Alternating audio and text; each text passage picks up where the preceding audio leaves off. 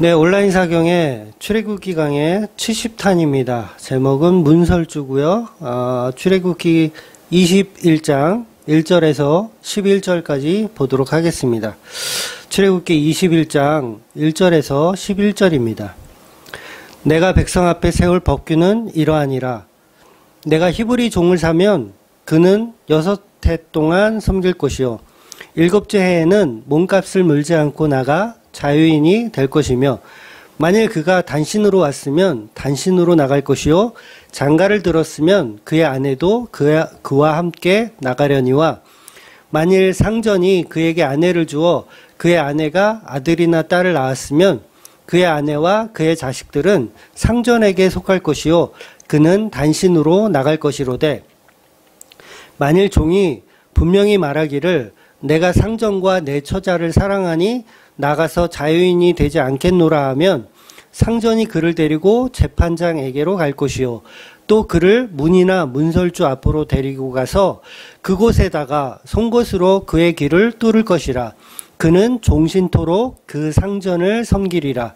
사람이 자기 딸을 여종으로 팔았으면 그는 남종같이 나오지 못할지며, 만일 상전이 그를 기뻐하지 아니하여 상관하지 아니하면 그를 성량하게 할 것이나, 상전이 그 여자를 속인 것이 되었으니 외국인에게는 팔지 못할 것이요 만일 그를 자기 아들에게 주기로 하였으면 그를 딸같이 대우할 것이요 만일 상전이 그 다른 여자에게 장가를 들지라도 그 여자의 음식과 의복과 동침하는 것을 끊지 말 것이요 그가 이 세 가지를 시행하지 아니하면 여자는 속전을 내지 않고 거저 나가게 할 것이니라. 아멘. 네, 오늘부터 이제 법에 관한 이야기가 시작이 됩니다. 굉장히 어려울 것 같지만 차근차근 정리하면서 한번 가보도록 하겠습니다. 이스라엘 백성들은 애굽에서 평생을 노예로 살았습니다. 자기뿐만 아니고 자기 아버지, 할아버지, 증조할아버지까지 400년의 기간 동안 이제 노예 생활을 한 것이죠. 그래서 4라는 숫자는 인간의 삶의 숫자를 의미하거든요. 그래서 뭐 400년이 맞느냐 아니면 4대가 맞느냐 뭐 이건 사실 중요한 건 아니고, 살아있는 모든 사람들뿐만 아니고 인간의 모든 날이 종의 모습으로 살았다는 의미가 되는 거죠. 그러니까 이스라엘 백성들은 종의 모습으로 계속 내 아버지, 내 할아버지들이 전부 종의 모습으로 살았다라는 걸 표현하고 있는 겁니다. 그래서 4라는 숫자는 어떤 동서남북을 의미하고요. 인간의 모든 방향을 설명하는 겁니다. 그래서 인간의 모든 방향성을 잃어버린 상태의 종노릇을 하고 있었다. 그런 의미로 숫자를 이해하면 될 것 같습니다. 그래서 그 모든 날, 그러니까 노예로 살았던 게 전부였다라는 걸 얘기하고 싶은 거죠. 성경은 우리한테 너는 처음부터 끝까지 노예로 살았어 라는 이야기를 하는 거예요. 그래서 그것을 해방시켜 주는 것이 이제 출애굽기라는 거죠. 이것을 이제 노예 해방, 즉 이제 구원을 설명하는 그런 내용인 거죠. 그래서 지금 본문은 하나님은 이제 노예 제도를 비유적으로 해서 해방과 구원 그리고 복음을 설명하고 계신 거죠. 그러니까 실제로 하나님이 노예 제도를 허락하고 뭐 그런 내용은 아닙니다. 어떤 분들은 이 본문의 내용을 가지고 하나님이 노예 제도를 허락하였다라고 생각하는 사람들이 있어요. 그래서 우리가 역사 기간 동안 보면 기독교 국가에서도 막 이렇게 노예 제도가 있었던 국가들이 있잖아요. 그래서 그거는 이제 성경을 잘못 이제 이해한 개념이라고 할 수 있어요. 그래서 지금도 뭐 여자와 남자를 이렇게 구분하여서 뭐 남자는 우월하고 여자는 덜 우월하고 뭐 이런 식으로 이제 성경을 잘못 이해하는 건데, 6년 동안 노예로 살았다면 이제 7년째 자유를 주라는 그 말은 오히려 노예 제도를 찬성하는 것이 아니라 반대하는 입장으로 이해를 해야 되는 거죠. 그래서 노예 제도는 하나님이 뭐 찬성하고 뭐 반대하고 지금 그 얘기를 하고 있는 건 아니고, 물론 하나님이 노예 제도를 찬성하지는 않지만 하나님이 이 노예 제도를 통해서 자유와 구원을 설명하고 계시다는 거죠. 그래서 오늘 본문의 말씀은 이런 노예법을 잘 지키라는 것이 본질이 아니고 그 법을 통해서 말씀하고 싶은 복음을 우리가 찾아가 볼 필요가 있다는 거죠. 그래서 성경은 처음부터 끝까지 문자적으로 이해하면 답을 찾지 못합니다. 어떤 분들은 성경은 문자적으로 이해하는 것이 가장 안전한 성경 해석법이라고 얘기하지만 그건 소경이 소경을 인도하는 꼴입니다. 결국 둘 다 구덩이에 빠지는 꼴이죠. 지금 대한민국은 노예제도 자체가 없기 때문에 이 말씀을 어떻게 문자적으로 이해할 수 있냐는 거죠. 그러니까 억지로 풀어보려고 사장과 직원의 관계로 확대 해석해서 이렇게 성경을 문자적으로 계속해서 이게 해결해 나가려는 그런 습관이 있는데 성경은 그런 노예제도를 지금 말하는 게 아니고 그 노예제도를 통해서 복음을 설명하고 계시다는 거죠. 즉 노예라는 개념은 큰 의미로 보면 인간이 하나님의 노예잖아요. 인간은 하나님의 노예입니다. 즉 어떤 표현이 좀 이렇게 좀 그렇지만 표현이 좀 거칠고 그렇지만 천지를 만드시고 이 천지를 다스리고 정복하라는 청지기의 역할을 우리에게 주신 거거든요. 그 자체가 노예적인 역할을 우리에게 주신 거예요. 너는 이 지구를 이 에덴 동산을 잘 보살피고 잘 이렇게 가꾸라는 그런 지상 명령을 창세기 때 우리에게 주신 거죠. 그러니까 창조의 질서 속에는 하나님의 주종 관계가 이미 존재하더라는 거죠. 그래서 에덴 동산을 잘 관리하고 지키는 노예적인 신분을 우리에게 주신 겁니다. 그런데 인간이 죄를 범함으로 인해서 청지기의 자리를 망각하고 청지기의 자리에서 하나님의 자리로 가려고 한 짓.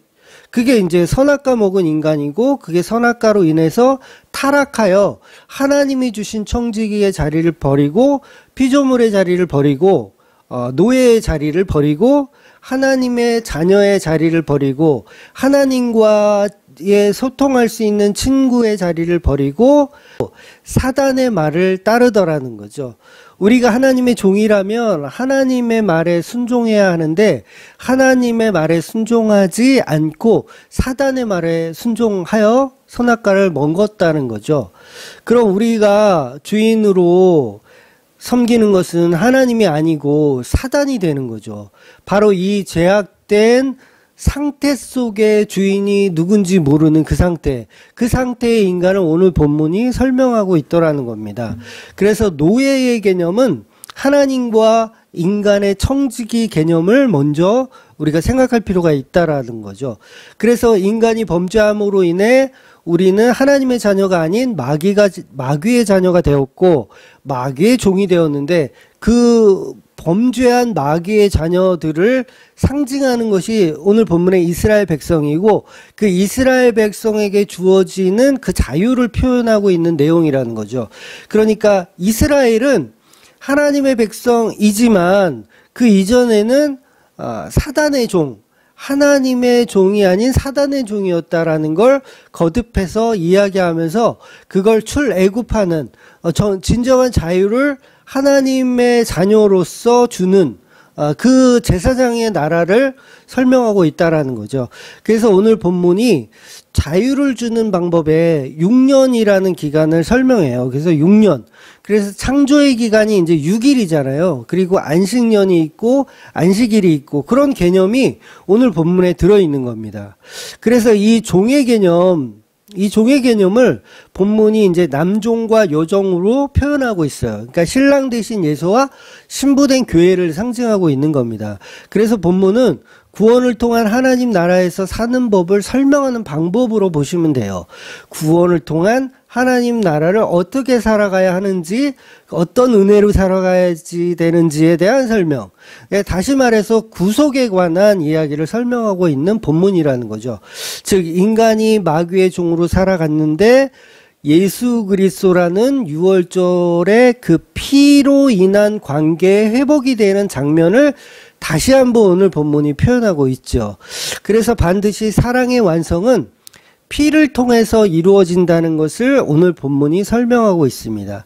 그래서 오늘 본문에서도 안식년이 되어서 종이 집 밖으로 자유가 되어서 나가게 되는데 혼자의 몸이라면 밖으로 나가는 것이 자유이지만 내 가족이 내 아내와 자식들이 집안에 있는데 나간다는 것은 그건 진정한 자유도 아니고 진정한 해방도 아니잖아요. 그건 오히려 또 다른 속박이나 또 다른 구속이나 다름이 없는 거죠. 또 어떤 내용이 있냐면 이 주인이 나를 6년 동안 너무 잘해줬어. 이 종에게 너무 잘해줬어. 그러니까 말은 종인데 실제로는 자기 아들처럼 너무 많은 사랑을 해줬다. 그러면 굳이 자유를 얻어 나갈 필요가 없잖아요. 나는 그 주인의 밑에 정말 사랑받는 아들의 모습으로 계속 있고 싶다. 나는 종이었지만 내 주인이 나를 정말 아들처럼 너무 잘해줬다. 그랬을 때 본문이 자유를 얻은 종이지만 이 주인을 사랑하고 또 아내와 또 자식을 지킬 수 있는 유일한 방법이 있는데 그 방법이 뭐냐면 자기 귀를 뚫어서 문설주에 피를 바르는 것으로 그 사랑이 연장되는 것을 보여주고 있습니다. 즉 오늘 본문을 잘 보시면 주인이 사랑해서 귀를 뚫는 내용도 있지만 실제로는 내 아내와 내 자식을 위하여 귀를 뚫는 내용이 나오는 겁니다. 이 말은 아버지의 사랑보다는 남편이 아내를 사랑하고 아이들을 사랑하는 내용이 더 부각되어 있더라는 거죠. 저도 이와 똑같은 노예라면 아내와 아이들을 볼 수 없다, 자유를 주면 나가야 된다라고 하면 저도 당연히 귀를 뚫었을 것 같아요. 그러니까 귀가 문제가 아니라 정말 내 사랑하는 아내와 내 자식들과 함께 살지 못한다면 뭐 귀를 뚫는 게 문제가 아니라 정말 손발, 옆구리, 송곳으로 찔러더라도 아마 참고 견뎌내지 않을까 싶어요. 이게 바로 예수님의 십자가 이야기를 설명하고 있더라는 거죠. 그러니까 막말로 이 노예는 주인을 사랑하기도 하고 아내와 아이들을 사랑해서 송곳으로 귀를 뚫더라는 겁니다. 즉 인간의 힘으로는 하나님을 사랑할 수 없음을 또 말씀하는 것이고 오직 그 예수, 그렇다면 여러분 본문에서 귀를 뚫는 종이 누구인가를 우리가 먼저 볼 필요가 있죠. 그거는 예수님을 표현한 겁니다. 그러니까 예수님이 저와 여러분을 사랑해서 귀를 뚫으시는 거죠. 그러니까 하나님의 높은 보좌를 버리시고 주인인 그 예수님은 얼마든지 자유롭게 살 수 있지만 그 하늘 보좌를 버리시고 우리를 사랑하는 마음에서 자유를 억압하더라는 거죠. 스스로의 자유를 억압하는 것. 그런데 그 스스로의 자유를 억압하는 그 자체가 사실은 또 다른 해방이고 또 다른 은혜고 또 다른 사랑의 실천이라는 거죠. 그 자유를 포기해서 십자가에 죽는 그 예수님을 오늘 본문이 표현하고 있는 겁니다. 그래서 6절에 보면 주인의 집 문설주 앞으로 데리고 가서 그곳에서 길을 뚫는데 그곳이라고 하는 장소를 표현하지 않고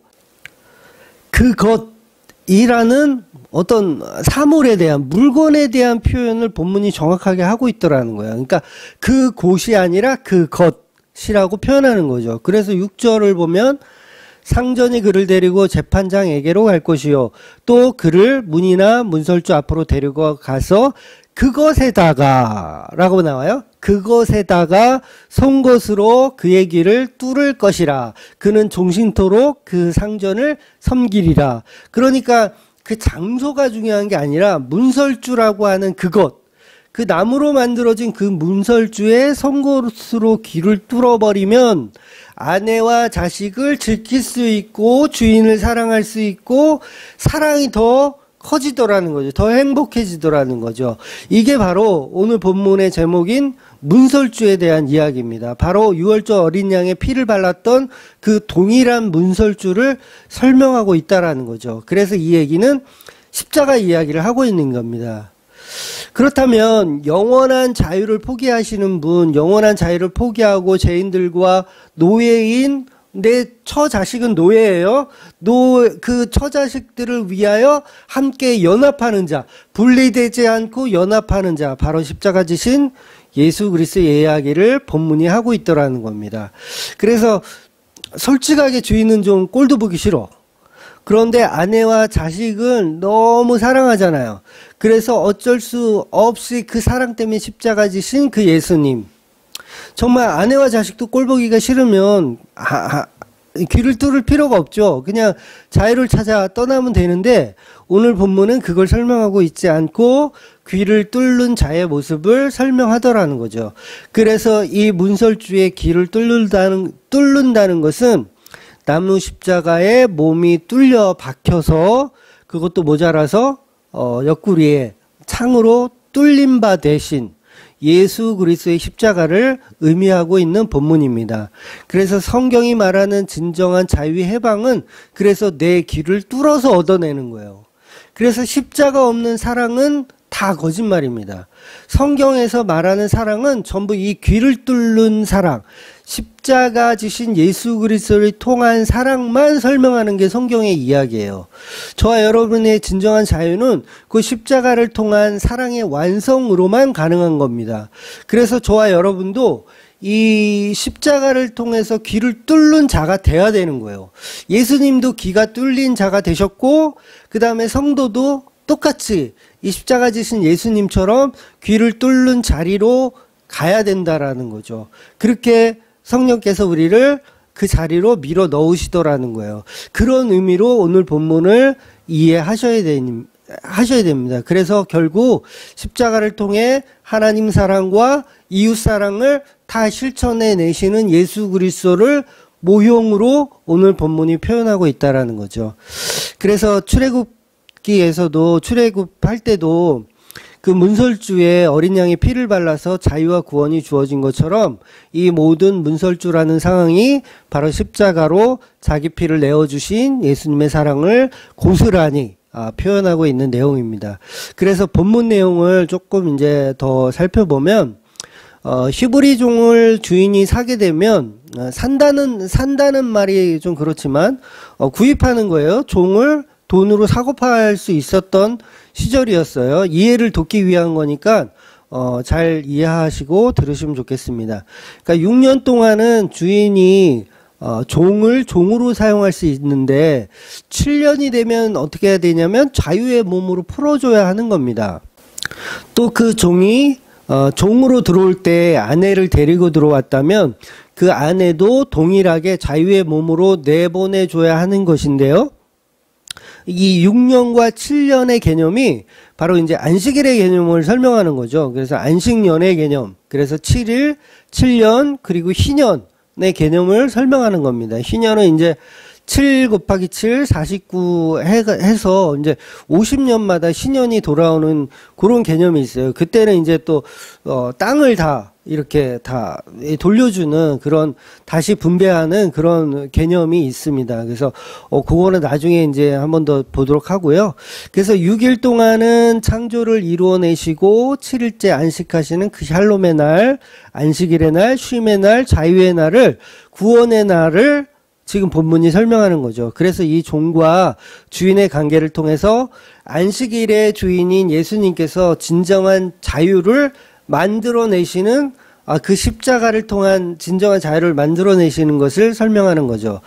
또 이제 종으로 들어올 때는 혼자였는데 들어올 때는 총각으로 들어왔는데 종살이를 하면서 주인이 이제 결혼도 시켜준 거예요. 그래서 이제 결혼해서 아들과 딸이 있을 때 이제 그 아들과 딸은 종살이 할 때 얻어진 거기 때문에 그 아들과 딸도 이 종의 것이 아니라 이제 주인의 것이 돼버립니다. 왜냐하면 종이 되었을 때 주인이 결혼시켜 줬으니까 당연히 아들과 딸의 소유는 여전히 주인의 것인 거죠. 그래서 7년이 되었을 때 당연히 처자식을 나갈 때 데리고 나갈 수가 없는 거예요. 그래서 나갈 수 있는 방법은 성경에서 없어요. 성경에서 없어요. 내 처자식을 데리고 하나님 주인의 곁을 떠날 수 있는 방법은 성경에서 제시하지 않아요. 그래서 그 처자식과 함께 살려면 반드시 주인 안에 있어야 돼요. 나가고 싶어도 나갈 수가 없어요. 그래서 성도는 난 구원받기 싫어요. 나는 사탄의 자식 될게요. 나는 나갈래요. 하고 결정하고 나갈 수가 없는 거죠. 오직 하나님의 주권 안에 있는 거예요, 성도는. 그래서 방법이 없어요. 성도는 하나님 안에만 있어야 돼요. 방법이 없습니다. 즉 모든 주권은 주인이신 주님에게 있다는 것입니다. 그래서 모든 소유는 하나님의 것이란 뜻이에요.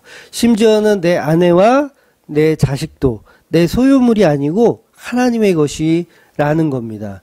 그래서 11조의 의미도 모든 것이 하나님의 것이기 때문에 그 전제 하에서 10개 중 하나를 드리는 거지, 이 하나는 하나님의 것이고 9은 내 거라는 개념이 아니에요. 10개 모두가 하나님의 것인데 하나님의 것을 다 드리면 우리가 굶어 죽으니까 그 중에 하나의 대표성을 가지고 그 대표로 하나님께 드리라는 의미가 11조의 의미입니다. 그래서 11조의 개념은 모든 소출, 모든 소출은 다 하나님의 것이란 뜻이에요. 그게 뭐 쌀이 됐든 보리가 됐든 밀이 됐든 아니면 뭐 양이 됐든 염소가 됐든 소가 됐든 다 하나님의 것이라는 개념, 그 전제 하에서 10분의 1을 하나님께 대표성을 가지고 드리는 겁니다. 그래서 우리가 이 세상에 태어날 때 뭘 가지고 태어나지 않잖아요. 그러니까 처자식을 가지고 태어나신 분이 있을까요? 나는 태어날 때부터 처자식을 가지고 태어났다, 이런 분은 아무도 없잖아요. 그러니까 우리는 모든 게 다 하나님의 것이에요. 내 처자식도 하나님의 것이고 나 자신 또한 하나님의 것인 거죠. 그래서 하나님이 허락하신 6일, 6년이란 기간 동안 이 세상을 살면서 아내도 만난 거고 자식도 낳게 된 것이고요. 그래서 죽을 때 아무것도 가져가지 못하는 거예요. 내 처자식을 죽을 때 못 가져가는 겁니다. 그러니까 내 아내를 주신 분도 하나님이고 우리 자식들, 저 같은 경우는 우리 예진하다들, 요 아이들도 당연히 하나님의 것입니다. 제 것이 아니죠. 그래서 예진하다, 예주, 진주, 하주, 다주, 우리 아이들까지도 나의 소유물이 아니라 하나님이 주신 노예라는 거예요. 하나님의 노예. 그러니까 제가 노예니까 우리 아이들도 노예인 거죠. 하나님의 노예. 그러니까 하나님의 소유라는 뜻이에요. 하나님의 소유. 그러니까 우리는 모든 것이 다 주님의 것이고 주님의 은혜임을 알아야 됩니다. 나의 소유는 없어요. 나의 소유는 있을 수가 없습니다. 태어날 때 아무것도 안 가지고 태어난 것처럼 모든 소유는 다 주님의 것. 심지어는 자식도, 그 다음에 아내도, 부모까지도, 집안에 있는 모든 물건, 모든 게 다 하나님의 것이라는 거죠. 그래서 요새 이제 사회적으로 문제가 많이 되는 그 정인이 사건에서 보면 양부모가 정인이를 막 학대하고 막 이렇게 한 이유가 뭘까요? 결국은 그거예요. 내가 이 정인이를 내가 입양했기 때문에 나의 소유라고 생각하는 거예요. 나의 소유물이라고 생각하기 때문에 내가 죽이든지 살리든 내 마음이라고 생각하기 때문에 학대를 하는 거예요. 정인이를 하나님의 딸이라고 생각하면 어떻게 그렇게 학대를 할 수 있어요?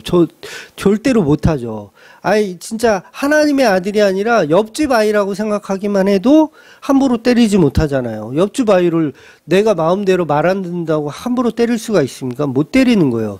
그런데 이 정인이 양부모의 머릿속에는 어떤 생각이 있냐면 소유의 개념이 있는 거예요. 내 소유. 내가 입양했으니까 얘는 내가 때려도 돼. 라는 그런 소유의식이 있는 거예요.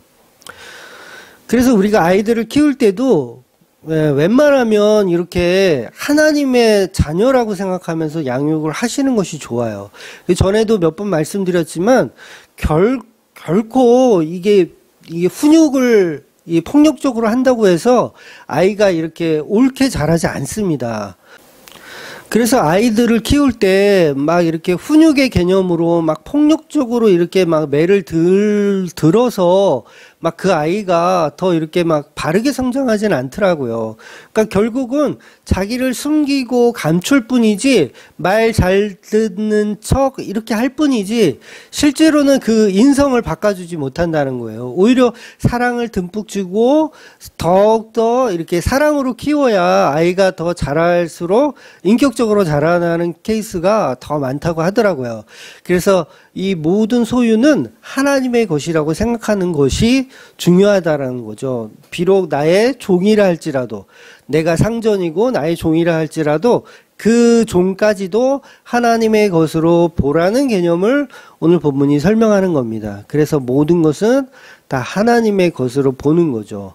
그래서 처음부터 끝까지 내 가족뿐만 아니라 내 자신도 주님의 것이고, 내가 일구어 놓은 모든 것들도 다 주님의 것으로 봐야 됩니다. 그래서 내가 가진 모든 재산뿐만 아니라 그냥 모든 것, 모든 것 다 하나님의 것으로 봐야 한다는 거죠.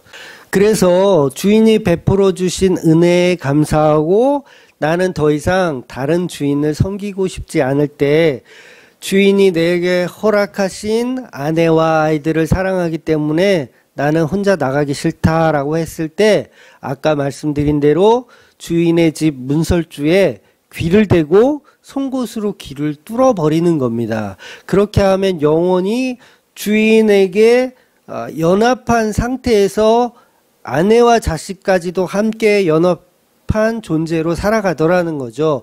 그래서 이 하나의 공동체를 만들어내는 거, 교회를 설명하는 것이고, 이 교회를 만들어내는 이 공동체에는 반드시 귀를 뚫어버리는 바로 십자가가 있어야 된다는 거죠.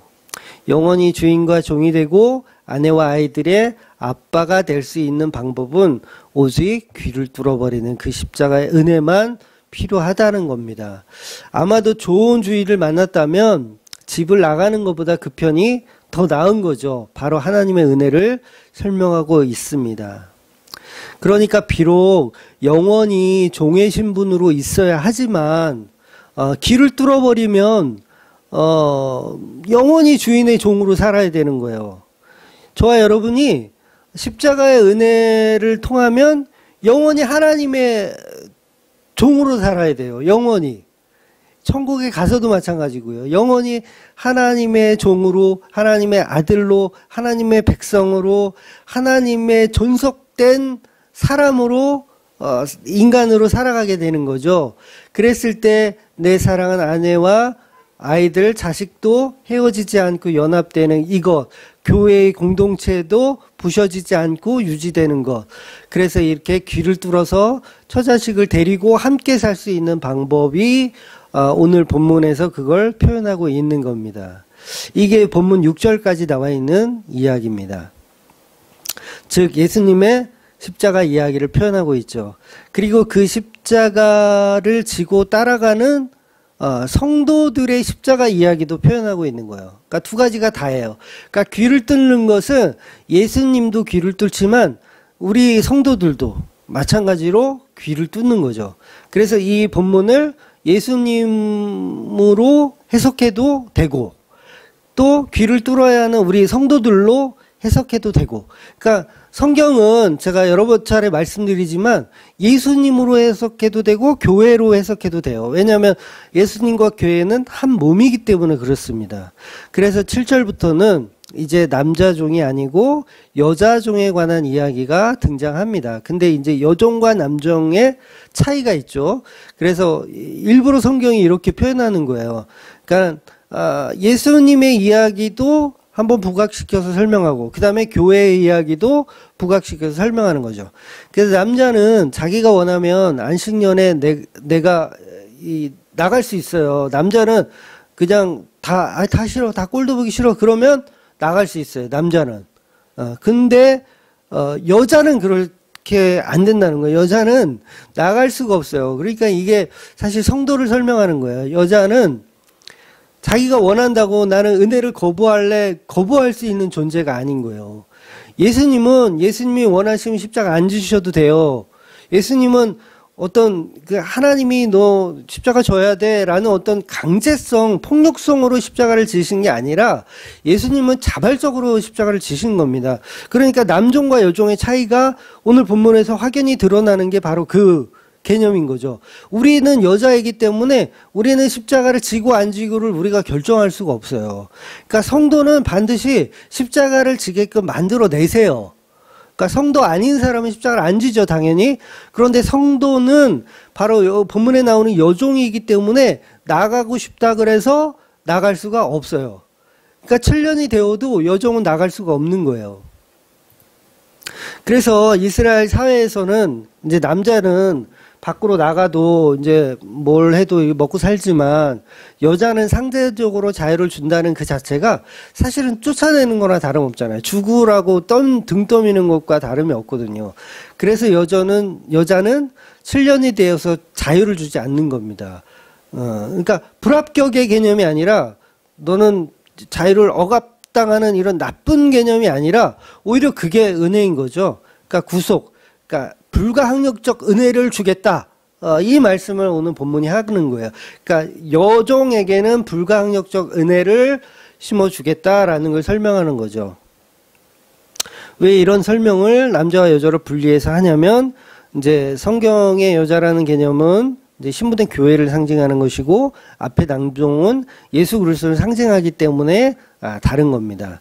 그래서 앞에 남종은 신랑 대신 예수 그리스도에 관해서 집중했다면 지금 여종은 신부된 교회에 관한 설명이라는 거죠. 그래서 약간 다른 겁니다. 하나님이 남녀 차별하는 게 아니에요. 하나님은 남녀 차별 안 하십니다. 뭐 어떤 교단들은 뭐 여자 목사는 뭐 인정 안 한다. 뭐 여자 장로는 인정 안 한다. 뭐 그러는데 그건 말도 안 되는 소리입니다. 하나님은 남녀 차별을 안 하세요. 그냥 창조의 질서 속에서 하나님이 일부러 남자와 여자로 구분해 놓은 이유는 신랑 대신 예수와 신부된 교회를 설명하는 거지 다른 이유가 있는 게 아니에요. 뭐 차별하려고 뭐 그러려고 하나님이 한 게 아니에요. 그래서 일부러 여자는 좀 약하지만 지혜롭게 만드신 거고 남자는 강하지만 약간 멍청하게 만드신 게 아닌가 싶어요. 그러니까 뭐 멍청하다는 뜻은 뭐 현명하지 못하다 뭐 그런 뜻이라고 이해하시면 좀 좋을 것 같아요. 제가 뭐 남녀 차별을 말하는 게 아니라 그래도 여자들이 조금 더 현명하긴 한 것 같아요. 어쨌든 창조의 질서에서 뭐 남녀의 성을 딱 2가지만 하지 않고 한 4가지, 5가지로 했다고 만들었다고 치면 얼마나 더 재밌었을까요? 막 부부가 막 4명, 5명씩 결혼하는 거예요. 성이 다 달라. 4명, 5명이. 그러면 더 그 가정이 더 강력하고 더 강하고 더 행복할 것 같잖아요. 근데 왜 딱 2종류만 만드셨을까? 이거는 창조의 질서 속에서 예수 그리스도라는 신랑과 신부된 교회를 설명하기 위한 이유였기 때문에 남자와 여자 2가지만 만든 거예요. 그래서 제3의 성은 없습니다. 그래서 뭐 동성애 하시는 분들은 제3의 성을 인정해달라 막 그러는데 그거는 이제 너무 많이 가신 거예요. 제3의 성은 없어요. 하나님의 창조의 질서는 오직 예수 그리스도와 신부된 교회를 설명하기 때문에 남자와 여자로만 창조되어 있는 겁니다. 그래서 이 여종을 종으로 데려올 때는 주인이 이제 예를 들어서 아내로 삼기 위해서 데려오는 경우가 있거든요. 근데 여종을 데려와서 보니까 마음에 들지 않는 거예요. 그러니까 낮에 보고 사와야 되는데 밤에 보고 사왔나 봐. 그러니까 조명빨에 이제 당한 거죠. 근데 그때는 이제 막 너무 싫어. 그때는 이제 반품을 해야 되잖아요. 반품을 할 때는 반드시 여종의 아비에게 비용을 지불하고 되돌려 보낼 수가 있었어요. 제가 반품이라는 표현을 이렇게 해서 정말 죄송합니다. 뭐 이거는 뭐 남녀 차별에 대한 의도적인 얘기가 아니라 성경을 조금 더 이해의 폭을 높이기 위해서 표현하는 거니까 이해해 주세요. 그러니까 주님이 반품하는 것이기 때문에 이때는 여종을 다른 외국인에게 팔아서는 안 된다는 말을 하는 거예요. 반드시 여종의 아버지에게 위약금을 지불하고 그 아버지에게 돌려줘야 한다는 말이죠. 또 9절에는 여종을 데리고 올 때 자기 아내로 삼으려고 하는 게 아니라 아들의 아내로 데리고 오는 경우도 있어요. 그러면 그때는 이 여종을 주인은 자기 친딸처럼 대해야 한다고 설명하는 거예요. 자기 친딸처럼. 그리고 10절에는 이제 첩에 관한 이야기가 나와요. 첩에 관한.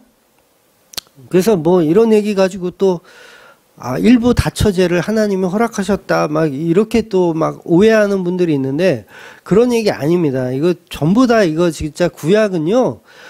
다시 오실 예수 그리스도에 관하여 비유적으로 역사와 문화와 이런 것들을 가지고 설명하는 내용이지, 그 문자적인 자체를 하나님이 무슨 뭐 일부 다처제를 주장했다 그런 얘기로 확대 해석하는 건 굉장히 어리석은 행동입니다. 그거는 그냥 종교에서나 해석하는 방식이고요. 기독교는 그렇게 해석하면 안 됩니다. 그래서 첩을 아내로 맞이할 때 본초에 소홀하게 해서는 안 된다, 이런 어떤 본질적인 이야기들을 좀 보실 필요가 있어요. 그래서 이전과 동일하게 먹을 것과 입을 것을 동일하게 주고, 그래서 첩을 아내로 맞이했을 때 본초에게 소홀하게 해서는 안 되고, 이전과 동일하게 먹을 것과 입을 것을 동일하게 주고, 또 부부관계도 끊어서는 안 된다는 말을 하는 겁니다. 만약 그게 싫으면 첫 번째 아내는 자유롭게 풀어줘야 한다는 말씀을 하고 있는 거죠. 그래서 좀 난해하고 어렵기는 하지만 본질적으로 이해하셔야 돼요. 이거 문자적으로 이해하면 답이 안 나옵니다. 이것은 그냥 단순한 이스라엘의 사회법을 말하는 것이 아니고, 물론 그런 기능적인 면이 그 당시에는 들어있어요. 기능적인 면이. 그러니까 모든 하나님의 법은 기능적인 면이 다 있습니다. 그러니까 십계명의 말씀처럼 살인하면 안 되는 거예요. 살인하면 안 되는 거예요. 그러니까 이 당시에 이혜원 목사가 그러는데, 살인하지 말라는 말은 그런 말이 아니라더라. 그렇다고 그러면서 이건 교회에 대한 이야기고 이건 예수님에 대한 이야기라더라. 그러니까 살인은 전혀 상관없다더라. 그러면서 실제로 막 살인을 해. 그런 분은 없겠지만, 그렇게 해석하는 걸 이제 영지주의적인 해석이라고 하는 거예요. 그러니까 말씀과 행위는 어차피 같이 가는 겁니다. 말씀이 먼저 가면 행위는 뒤따라 가는 거예요. 그러니까 예수님은 얼마든지 마음으로만 십자가를 지실 수 있잖아요. 마음으로 충분히 지실 수 있어요. 그런데 십자가에 달려서 완전히 죽을 때까지 하나님 내버려 두시잖아요.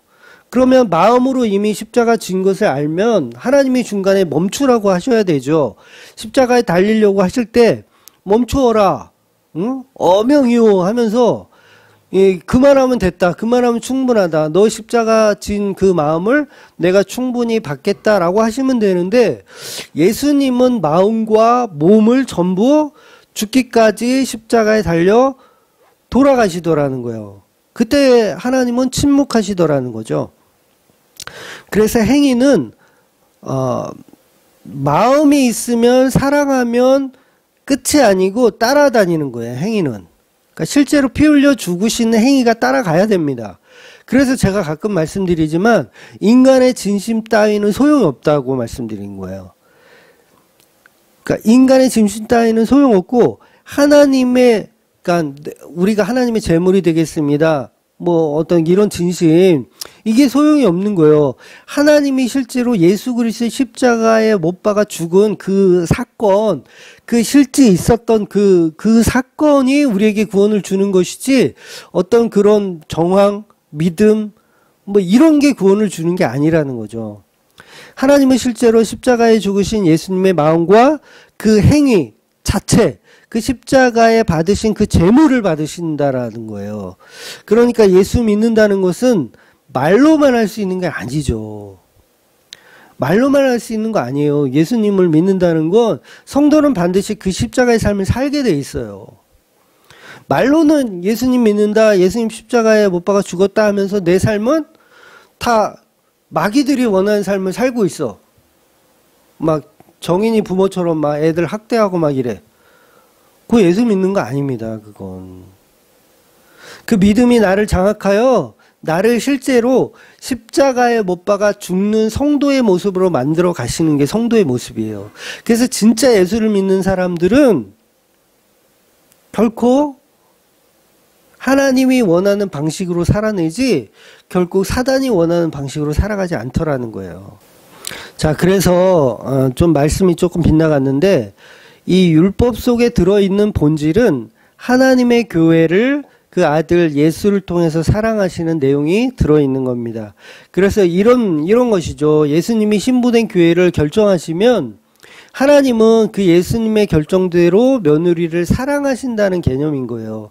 물론 여기에서 뭐 구원의 결정을 예수님 혼자 하신다는 얘기는 아니에요. 또 교리적으로 또 뭐 이게 틀렸네 맞았네 뭐 이렇게 하실 필요까지는 없고, 그냥 오늘 본문에 비유적으로 하는 말씀이 그렇다는 거예요. 그러니까 하나님이 신부된 교회를 억지로 사랑한다는 말이 아니라, 그래서 11절에 보면 주인이 여종에게 주시는 세 가지 의무가 나오잖아요. 바로 의복과 음식과 관계를 설명합니다. 그러니까 하나님이 성경의 여러 곳에서 성도들에게 의복과 음식과 관계를 이제 설명하거든요. 그래서 걱정하지 마라.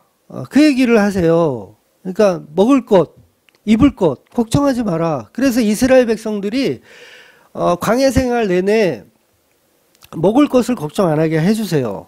그러니까 만나를 매일 아침 내리게 해주셔서 그걸 먹고 이 먹을 것이 없는 광야에서 먹고 살 수 있도록 해주시는 거예요. 그리고 40년 동안 신발과 의복이 닳지 않아요. 해지지 않는 거예요. 그래서 예수님도 먹을 것과 입을 것을 구하는 기도를 하지 말라고 분명히 말씀하시거든요. 그것을 구하는 것은 이교도들이나 구하는 것이다. 그러니까 너희는 하나님께 먹을 것과 입을 것을 구하지 말라고 말씀하세요. 그래서 하나님의 여종들인 교회는 그래서 하나님의 의무사항인 먹을 것과 입을 것을 간구할 필요가 없는 거예요. 마태복음 6장 31절 32절 볼게요. 그러므로 염려하여 이르기를 무엇을 먹을까 무엇을 마실까 무엇을 입을까 하지 말라. 이는 다 이방인들이 구하는 것이라. 너희 하늘 아버지께서 이 모든 것이 너희에게 있어야 할 줄 아시느니라. 아멘. 네. 예수님께서 이렇게 말씀하시는 거예요. 먹을 것, 입을 것을 구하는 것은 하나님께서 있어야 할 줄 아신다는 거죠. 그리고 본문 한번 볼게요. 본문 21장 10절 11절. 만일 상전이 다른 여자에게 장가를 들지라도 그 여자의 음식과 의복과 동침하는 것을 끊지 말 것이요. 그가 이 세 가지를 시행하지 아니하면 여자는 석전을 내지 않고 거저 나가게 할 것이니라. 그러니까 정리를 하자면 문설주에 피를 바르고 귀가 뚫리기까지 저와 여러분을 사랑하시는 예수님께서 우리를 십자가로 구원해 내시고, 그리고 우리도 그 예수님의 사랑으로 인해서 누구를 사랑하게 되냐면 이웃을 사랑하게 되는 거예요. 그래서 내 아내와 내 처자식 가족들을 사랑하게 되고, 그 다음에 이웃인 형제 자매들을 사랑하게 되는 거죠. 십자가 때문에 사랑하게 되는 거예요. 여러분 십자가 없으면 처자식도 사랑 안 하는 거 아세요?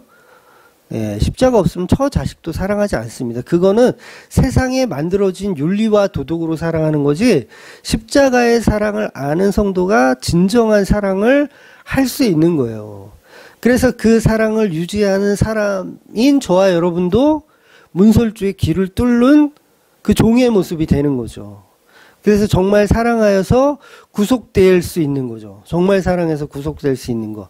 그래서 그 관계를 계속 유지하는 거. 바로 이게 연합의 개념인 거예요. 하나님과 예수 그리스도의 연합, 예수 그리스도와 교회의 연합.